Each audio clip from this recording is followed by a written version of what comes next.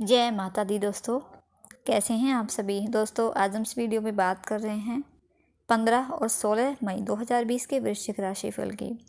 बात करेंगे कि मई माह के ये 2 दिन आपके लिए कैसे रहेंगे। साथ ही दोनों ही दिनों के पंचांग की भी चर्चा करेंगे।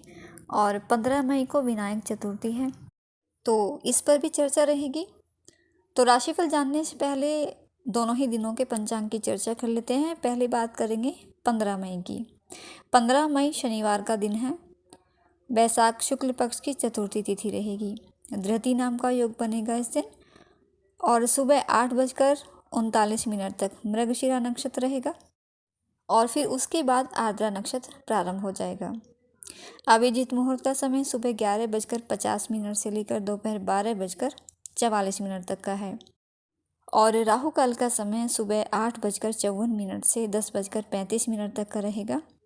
बात करते हैं 16 मई की। 16 मई रविवार का दिन है। वैशाख शुक्ल पक्ष की पंचमी तिथि रहेगी और इस दिन शूल नाम का योग बनेगा। सुबह 11:14 तक आर्द्रा नक्षत्र है, उसके बाद पुनर्वसु नक्षत्र प्रारंभ होगा।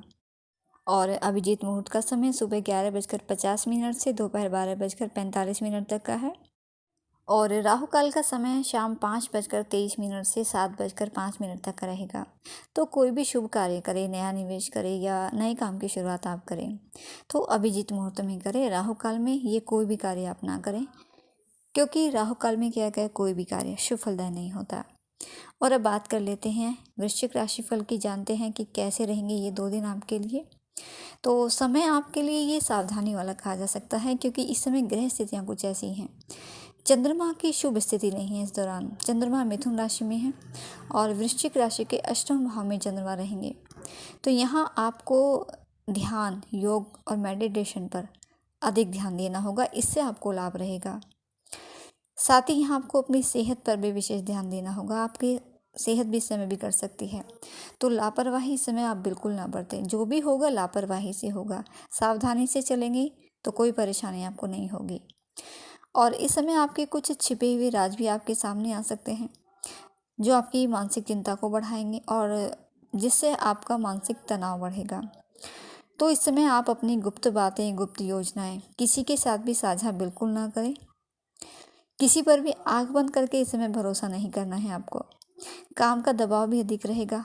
काम की प्राथमिकता को तय करना आपके लिए इस समय बहुत ज़रूरी रहेगा, तभी आपको अपने कार्यों में, लक्ष्य प्राप्ति में कामयाबी मिल सकती है। और इसके साथ ही मानसिक चिंता और तनाव के कारण आप स्वभाव से क्रोधी भी हो सकते हैं। अपशब्द भी आप किसी को बोल सकते हैं, कटु शब्द कह सकते हैं आप। तो इसलिए आपको अपने क्रोध पर, वाणी पर भी नियंत्रण रखना है, क्योंकि वरना इसका असर आपके स्वास्थ्य पर भी और आपके काम के साथ साथ आपके पारिवारिक वातावरण पर भी पड़ेगा। कार्यक्षेत्र भी प्रभावित हो सकता है इन्हीं चीज़ों की वजह से। तो इस चीज़ का विशेष ध्यान आप रखें। साझेदारी से संबंधित कार्य में भी परेशानी रह सकती है। धन प्राप्ति आपको इस समय ज़रूर होगी। आपका कहीं से फंसा हुआ, रुका हुआ पैसा भी इस समय वापस आने की उम्मीद है, लेकिन धन संचय में परेशानी रह सकती है, क्योंकि यहाँ आपके फिजूल खर्च बढ़ेंगे। तो इसलिए आपको फिजूल खर्चों पर भी नियंत्रण रखना है। भविष्य के लिए धन संचय का प्रयास आप जरूर करें। फिजूल खर्चों पर नियंत्रण रख पाओगे तो धन संचय भी आप इस समय ज़रूर कर पाएंगे। व्यापार व्यवसाय शुरू करना चाहते हैं, कोई भी नया काम अगर आप शुरू करना चाहते हैं तो समय ठीक नहीं है आपके लिए ये। तो अभी सही समय का इंतज़ार करें आप। निवेश की दृष्टि से भी समय अनुकूल नहीं है। आपका इस समय पैसा कहीं फंस सकता है। किसी को पैसा उधार में भी बिल्कुल ना दें और किसी से ले भी ना आप। अगर आप इस समय प्लानिंग के साथ काम करोगे, तय समय पर आप अपने कामों को पूरा भी कर लोगे और कोई परेशानी भी आपको नहीं होगी। वरना लापरवाही के कारण काम आपके अधूरे रह सकते हैं। कोई भी फैसला इस समय जल्दबाजी में आकर आप बिल्कुल ना करें। सोच समझकर निर्णय लें। किसी अनुभवी व्यक्ति की सलाह आप ज़रूर लें। साथ ही इस समय यात्राओं को भी टाल देना आपके लिए बेहतर रहेगा। अगर बहुत ही ज़रूरी है बाहर जाना आपको घर से, तभी आप जाएं। और अगर आप बाहर जाते हैं और वाहन आप खुद चलाते हैं तो वाहन इस समय बहुत ही सावधानी से आप चलाएं। छात्रों के लिए भी समय थोड़ा सा मेहनत का है, कठिन समय है आपके लिए।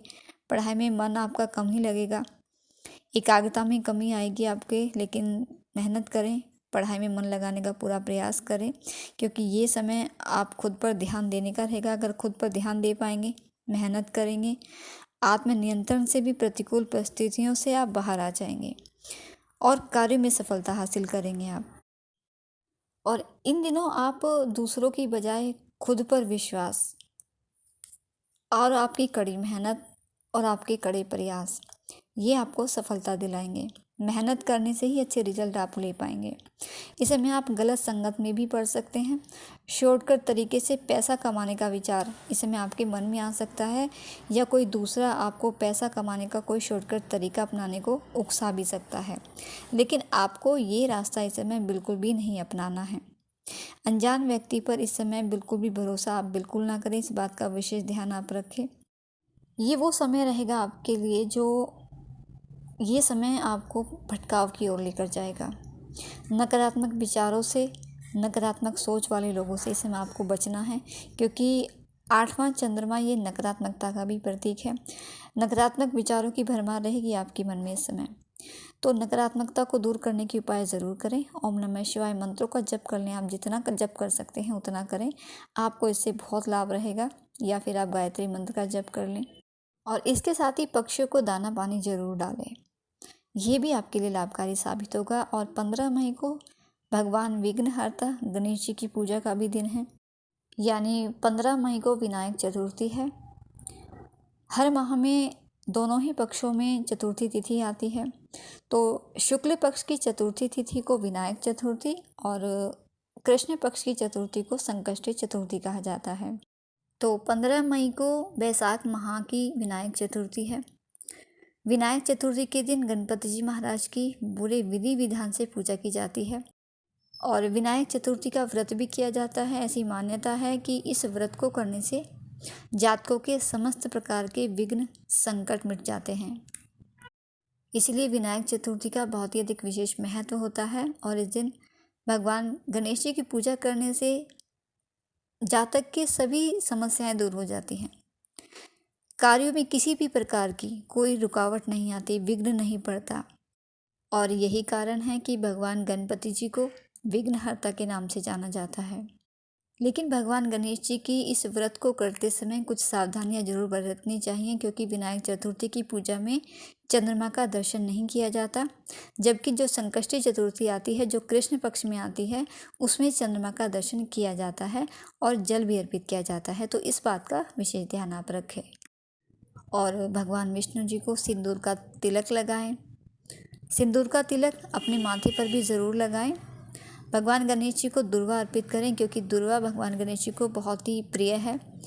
गणेश जी को दुर्वा अर्पित करनी चाहिए, और साथ ही लड्डू का, मोदक का भोग भी लगाएं, गणेश जी की आरती करें। तो इस तरह से पूरे विधि विधान से विघ्नहर्ता भगवान गणेश जी की पूजा आराधना करें और उनका आशीर्वाद प्राप्त करें। तो दोस्तों, ये थी जानकारी आपके लिए। वीडियो अच्छा लगे तो वीडियो को लाइक करना ना भूलें। आपका दिन शुभ रहे। माता रानी आपको और आपके परिवार को स्वस्थ रखे। इसी मंगल कामना के साथ जय माता दी।